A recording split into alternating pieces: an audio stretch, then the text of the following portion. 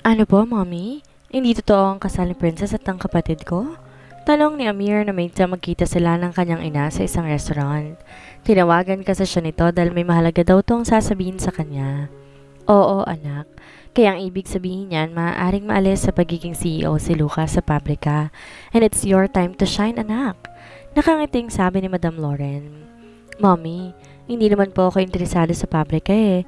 Hayaan niyo na lang po na ang kapatid ko ang magmahala sa factory. Total may trabaho naman po ako. Mahinahong tugon niya. Isa lang naman ang nais ko, Mommy. Dagdag niyang sabi. Tumingin sa kanya si Madam Lauren. Bahagyang kumunot ang noo nito. Mommy, dati kong girlfriend si Princess. Ngunit nakagawa ako ng malaking kasalanan sa kanya. Ngayon ko lang na-realize kung gaano ko siya kamahal and I want her back. What? Ano bang nangyayari sa inyong dalawa ni Lucas? Bakit sa dinami-dami ng babae, sa princess na yun pa pareho kayo nagkakagusto? Wika ng kanyang ina. Well, hindi ko naman masasabing mahal ni Lucas yung princess na yon kasi alam ko naman kung gaano niya kamahal si Colleen. Nagawa lang niya makipagkasundo dun sa babaeng yon dahil sa kanyang lola. But I know hanggang ngayon, mahal pa rin niyang ex-girlfriend niya. Napaisip si Amir. Wala na palang magiging problema kung ganon. Malaya na siyang gawin ang lahat upang muli niyang mapaibig si Princess. Bigla siyang natuwa sa kanyang nalaman. Sana this time magtatagumpay na talaga siya. Matapos ng pag-uusap nila ng kanyang ina, bumalik na siya ng ospital. Pang night shift siya ngayon kaya hindi na naman siya makakatulog ng maayos dahil kailangan niya magsagawa ng daily round sa kanyang mga pasyente. Ganoon pa man, napakagaan ang kanyang pakiramdam. Sumilay ang pag-asa sa kanyang puso dahil sa nalaman niya mula sa kanyang ina. Hindi totoo ang kasal ni Princess at ang kapatid niya, kaya ipinangako niya sa kanyang sarili na kapag muli niyang napaibig si Princess, hindi na talaga siya gagawa pa ng anumang kalokohan at yayayain niya na ito ng kasal. Wala na siyang gugustuhin pa kundi makasama si Princess. May stable na trabaho naman siya at kahit di naman siya tunay na Kastilyo, minahal naman siya ng kinikilalang mga magulang bilang tunay na anak. Gusto na nga ng mga itong mag-asawa siya bago pa man lang siya tumuntong ng 30 taong gulang. Madaling araw na makarating si Amir sa kanyang kondo. Nais niyang makatulog dahil pupuntahan pa niya si Princess sa pinagtatrabahuan nitong bangko. Nagmamadali siyang pumasok at nagtungo agad sa kwarto. Ngunit laking gulat niya na makita si Colleen na nakahiga sa kama. Anong ginagawa mo rito, Colleen? Paano napasok ka dito? Nagtatakang tanong niya. Ngumisi lang to sa kanya at saka lumapit. Of course, tinanong ko kay Amber ang passcode mo. Imposible ba yon? Well, nagbabaka sakali lang ako na hindi mo pa pinalitan ang passcode mo. Nakangiting tugon nito at bahagya pang kinagat-kagat ang tenga niya. Pagkatapos nagubad to sa harapan niya hanggang sa bra at panty na lang ang natitirang saplot nito. Naparanok siyang bigla sa alindog na tumambad sa kanyang paningin. And maybe there's something you wanna know, Amir. Alam mo ba na matagal nang kitang gusto noon pa man? Ngunit binabaliwala mo ako dahil kay Princess. So? Sadya nitong binitin ang nais sabihin at itinulak siya nito hanggang sa mahiga siya sa kama.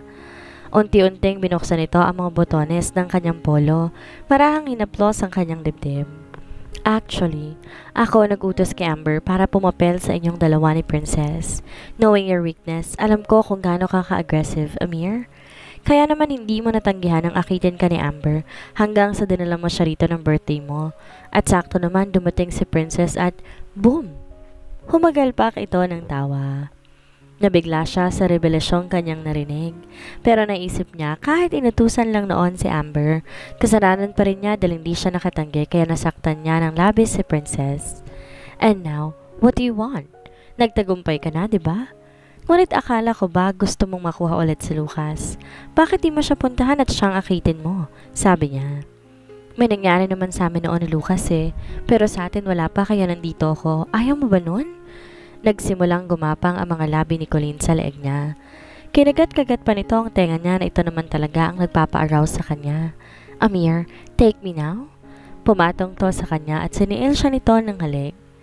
Bigla namang nabuhay ang kanyang pagkalalaki, kaya tinugon niya ito hanggang sa tuluyan na siyang mabaliw sa tawag ng laman. Hinuba ni Colleen ang suot niyang pantalon hanggang isang saplot na lang ang natira sa kanya. Uhaw na uhaw rin siya sa pakikipagtalik pagkatapos silang maghiwalay ni Amber. Naging abala kasi siya sa trabaho kaya hindi niya napalalagpasin pa ang pagkakataong ito. Inalis niya ang natitirang saplot sa katawan ng babae hanggang sa malantad ang maumbok nitong dibdib. Pinagsawaan ng kanyang mga labi ang katawan ng babae dahil ito naman ang gusto nito. Wala siyang maramdaman sa mga oras na yon kundi ang matinding hilig na kailangan niyang mailabas. Matapos na mabilis niyang pagtaas baba, pareho nilang narating ang suktulan at kapwa sila hinihingal na maghiwalay ang kanilang mga katawan. Huli na nang ma-realize niyang hindi pala siya nakapagsuot ng medyas at nasabog niya sa loob ang kanyang katas. "Thank you, Amir. Matagal ko na itong pinangarap," sabi ni Colleen at kinintilan siya nito ng halik sa labi. Hindi siya umimik. Ngayong humupa na ang nararamdaman niya, muli na naman niyang naiisip si Princess. Biglang bumabalik sa kanyang alaala ang panahong inangkin niya ang pagkabirhen nito. "Mahal mo pa rin ba si Princess, Amir?" tanong ni Colleen. "Oo, at nakahanda akong bawiin siya." Ikaw, desidido ka bang makuha ulit si Lucas?" "Gustong gusto ko pero hindi niya yata sila mapaghihiwalay ng asawa niya," sagot nito. Sinabi ni Amir ang tungkol sa kanyang nalaman, ngunit di niya sinabing kapatid niya sa ina si Lucas. "What? Hindi sila totoong mag-asawa?" "Well, that's good news." Bulalas nito at saka tutumawa ng malakas. Nagkatinginan silang dalawa. Pareho sila ng iniisip at pareho silang desididong mabawi ang dating pagmamayari nila. Maagang nagising si Princess dahil sa magkasunod na tunog ng kanyang cellphone. Dali-dali niya itong kinuha sa ibabaw ng bedside table. Napangiti siya na mabasa ang pangalan ng nanay niya sa screen. "Hello po, Nay. Good morning po. Ang aga niyo po," sabi niya. "Anak, happy birthday," bati sa kanya. Pagkatapos narinig niya ang boses ng tatay niya na tuwang-tuwa na bumabati sa kanya. Sumunod naman ang mga kapatid niya. "Happy birthday, ate." Nagkasabay-sabay ang mga ito. Oo nga pala, nakalimutan niyang birthday niya ngayon. 1 taon na naman ang nadagdag sa buhay niya at pinagpapasalamat ito sa Panginoon. Dahil sa kabila ng hirap na pinagdaanan niya, patuloy niya itong nalalampasan. "Marami pong salamat, Nay, Tay, Isis, Bella. Nakalimutan ko nga buti pinaalala niyo sa akin." Nakangiti niyang sabi. Nagkatawanan silang lahat. "Kung nandito ka lang sana, anak, mag-iihaw tayo ng baboy. Kaso malayo ka naman Mag-exam din mga kapatid mo at ako rin. Abala na rin sa ating negosyo. Pasensya ka na, anak, ha, hindi tayo makakapag-celebrate." Maluhalo ang wika ng kanyang ina. "Okay lang po, Nay. Naiintindihan ko naman po. Masaya po ako, Nay, dahil may bago po tayong pagkakakitaan." Nakangiti niyang tugon. Di naman matagal ang kanilang pag-uusap dahil sinabi niya papasok pa siya sa trabaho. Naupo siya sa gilid ng kama at pinatong muli ang kanyang cellphone sa ibabaw ng bedside table. Pagkatapos kinuha ang kanyang tuwalya at nagtungo sa banyo. Habang naliligo siya, biglang sumagi sa kanyang isipan ng mga sandaling sila pa ni Amir noon. Hindi talaga to nawawala ng sorpresa tuwing may mahalagang okasyon. Inaamin niyang namimiss niya ang ganong thoughtfulness ng lalaki. Pinilig niya ang kanyang ulo dahil ayaw niya nang isipin pa yon kasi mas lalo lang siyang masasaktan. Lumabas na siya ng banyo, nagtungo sa closet upang kunin ang kanyang uniform. Pinatuyo muna ang kanyang buhok dahil ayaw talaga niyang pumasok sa trabaho nang di tinatalian ang buhok niya kaya kailangan niya muna itong patuyuin. Pagkatapos nagbihis na siya at saglit na nag-ayos ng kanyang sarili. Pagkaraan ng ilang sandali, pumasok si Lucas sa kwarto na bagong ligo at nakabihis na rin. Ngumiti lamang to sa kanya. Hindi naman alam ng lalaki na kaarawan niya ngayon at ayaw din naman niyang sabihin. "Ready ka na ba? Bababa na tayo at na makapag-almusal. Kailangan kong pumasok na maaga sa pabrika sabi nito. Tinanguan lang siya nito at sabay silang lumabas ng kwarto. Di naman talaga siya kumakain ng almusal at kadalasan nagkakape lamang siya. Pero bigla siyang nakaramdam ng gutom kaya kumain na lamang siya. Biglang sumilay ang lungkot sa puso niya dahil wala talagang kaalam-alam ang lalaki na birthday niya ngayon. Napaka-partikular pa naman niya sa mga mahalagang okasyon. Kaya iniisip niya siguro nga, wala talagang damdamin si Lucas sa kanya kasi kung meron, dapat inalam na nito ang mga personal information niya. "Princess, what's wrong?" tanong nito.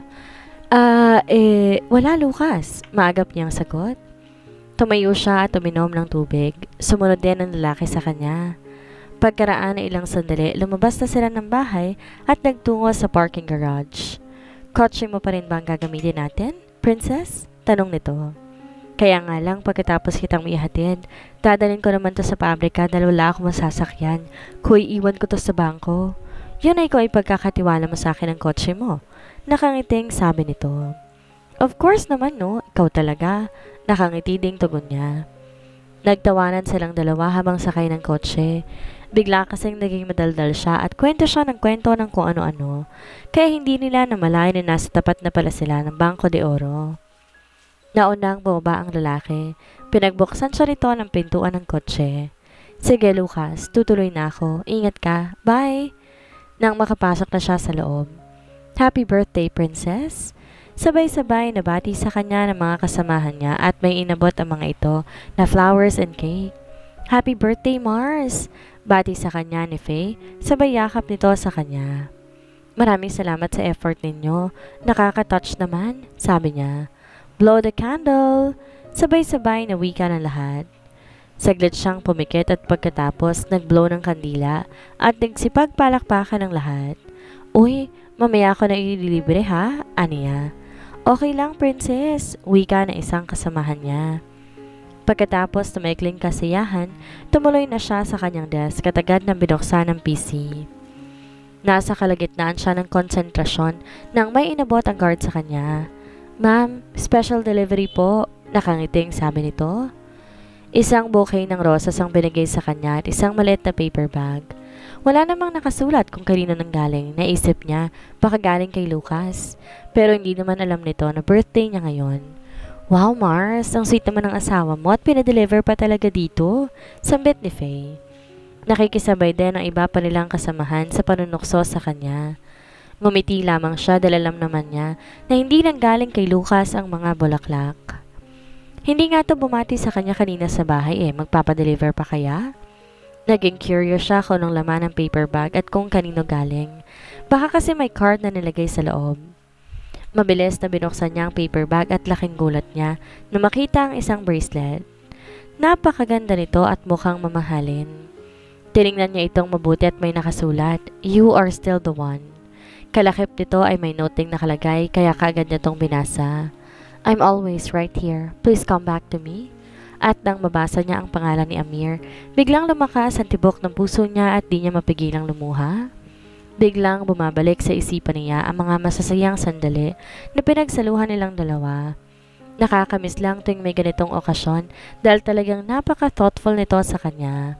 Mars, kanino galing yan? Tanong ni Faye. Hindi siya kumibo. Agad niyang binalik sa box ang bracelet at nagpatuloy sa kanyang trabaho. Buti na lang di na siya kinulit pa ng kanyang kaibigan dahil alam naman ito na hindi siya nagkukwento kapag oras ng trabaho. Habang patuloy siya sa pagtipa ng keyboard, di niya maiwasang maisip si Amir. Di naman niya ito basta-basta makakalimutan. Ito ang una niyang pag-ibig at kagaya na sabi nila, first love never dies. Kung maaari nga lang ibalik ang panahon.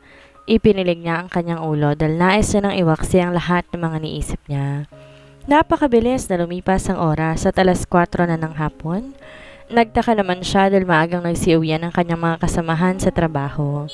Kadalasan naman mas nauna pa silang lumabas ni Faye at kahit sinabi niyang ililibre niya ang mga ito, nagmamadali pa ring umalis at may kani-kaniyang dahilan ang mga ito. San tayo, Mars? Hindi ba tayo kakain? Tanong ni Faye habang nagliligpit to ng gamit sa desk niya. Ito na lang din ang naiwan sa loob kasama niya. Susunduin ka ba ni Lucas, Mars? Tanong ulit nito. Oo, alangan namang hindi. Nasa kanya yata ang kotse ko. Nakangiti niyang tugon. Tinangoan lang siya ng kanyang kaibigan at pagkatapos, masaya silang nagkukwentuhan ng mga bagay-bagay tungkol sa kanilang mga pamilya sa probinsya. Kamusta na pala ang bago niyong negosyo, Mars? Saglit lang, ha? Tanong ni Faye. Sa awa ng Diyos, maayos naman. Masaya nga si nanay dahil may pinagkakabalahan na siya. Nakangiti niyang wika habang sinusuklay ang kanyang buhok. Oo nga pala, Mars. May kinuhang kaibigan niya sa loob ng bag nito. Happy birthday, Mars. Pagtsagan mo na tong regalo ko. Uy, Mars, nagabala ka pa pero salamat talaga, Mare, ha? Aniya at excited na binuksan ang laman ng paper bag. Wow, gustong gusto ko ang kulay, Mars. Masuot ko nga to. Nakangiting sabi niya at saka nagpunta sa ladies room. Sinuot niya ang blouse na bigay ni Faye sa kanya. Isa itong v-neck short sleeve na may lace sa upper part. Gustong gusto niya ang kulay nito kasi isa sa mga paborito niya ang powdered blue. Tiningnan niyang mabuti ang kanyang sarili sa salamin at nang matiyak niyang maayos na ang lahat, lumabas na siya ng ladies room. Mars, bagay ba sa akin? Tanong niya. Oo naman, Mars. Wala namang di na babagay sa'yo tugon nito. Hay nako, ang ganda mo talaga, Mars. Pahawa naman ang kagandahan mo kahit 1/8 lang. Natatawa siya sa sinabi ng kanyang kaibigan. Hindi naman to pangit, may pagka-boyish nga lang kaya hanggang ngayon hindi nagkakajowa. Tingin yata sa kanya, tibo. Bakit ang tagal naman ni Lucas? Sa labas na natin antayin, Mars, sabi nito. Eksaktong 5:30 ng hapon nang dumating si Lucas. Nagmamadali itong bumaba at pinagbuksan sila ng pintuan. Sorry, natagalan ako. Marami kasi akong inaasikaso sa pabrika paumanhin nito. Hindi ba ako magdadrive, Lucas? Sabi niya nang pinasakay siya nito sa passenger seat. Ako na lang muna kasi masyado nang matraffic ngayon. Marami ng sasakyan. Hindi na lamang siya nag-insist pa dahil hindi pa naman niya kabisadong pagmamaneho. Bukod dito, wala pa siyang driver's license kaya't mas mabuti nang maging maingat. Lucas, saan tayo? Hindi naman to ang daan papunta sa Loyola Curious sa tanong niya. Nagugutom kasi ako Kain muna tayo. Okay lang ba, Faye? Tanong nito. Okay lang, Lucas. No probs. Sa isang restaurant sila huminto. Hindi pa siya nakapunta dito, ngunit sa tingin niya, napaka-class ng restaurant na to. Marami nang kumakain sa loob at parang wala nang bakante. Wala na yatang bakante, Lucas. Sa iba na lang tayo kumain. Sabi niya, ngunit hindi siya pinansin ng lalaki. Sa halip, bumaba ito at pinagbuksan sila ni Faye ng pintuan. Umakyat sila sa hagdan papunta sa second floor. Hindi niya alam na may kalawang palapag pala dahil sa first floor lang naman pinapainawan. Nang makarating na sila sa taas, biglang bumukas ang pinto, kasabay ng pagbukas sa mga ilaw. Happy birthday, princess! Sabay-sabay nabati sa kanya ng mga naroon at muli pumutok ang mga party poppers. Hindi siya nakakilos sa kanyang kinatatayuan dahil hindi naman talaga niya inaasahan na masosorpresa na naman siya. Isa-isa niyang tinignan ang mga naroon, mga kasamahan nila to sa Bangko de Oro kasama ng kanilang manager. Kaya pala, nagmamadaling umalis, dito palang punta ng mga ito. Happy birthday, princess! Masayang bati sa kanya ni Shasha sabay yakap ito sa kanya. Sumunod naman si Logan at bumati din sa kanya. Nabigla siya dahil hindi naman niya inaakala na makakasama niya ang mga ito ngayong gabi. Napakaganda ng lugar. Magara ang mga decoration. May malaking tarpaulin na nakasabit sa wall. Maraming balloons at may 3-layer cake sa ibabaw ng mahabang mesa. Tiningnan niya si Faye ngunit ngumiti lang ito na parang kinikilig. Si Lucas ang nagplano nito, Mars, sabi ng kanyang kaibigan. Mas lalo siyang nabigla dahil paano naman nalaman ng lalaki na birthday niya ngayon. And speaking of him, nilingon niya ito ngunit hindi mahagip ng kanyang paningin. At nang biglang bumukas ang isa pang pintuan sa may harap niya at nakita niya si Lucas, hawak-hawak ang isang bouquet ng bulaklak at buong tamis ng umiti ito habang papalapit sa kanya. Happy birthday, princess! Bati nito at ibinigay ang bouquet pagkatapos niyakap siya nito. Naghihiyawan at nagpapalakpakan ang lahat ng mga naroon. Ang daya mo bakit di mo naman sinabing may surprise palang ganito? Aniya sabay tampal sa braso ng lalaki. Kung sinabi ko, di hindi na sorpresa yon, di ba? Nakangiting sabi nito.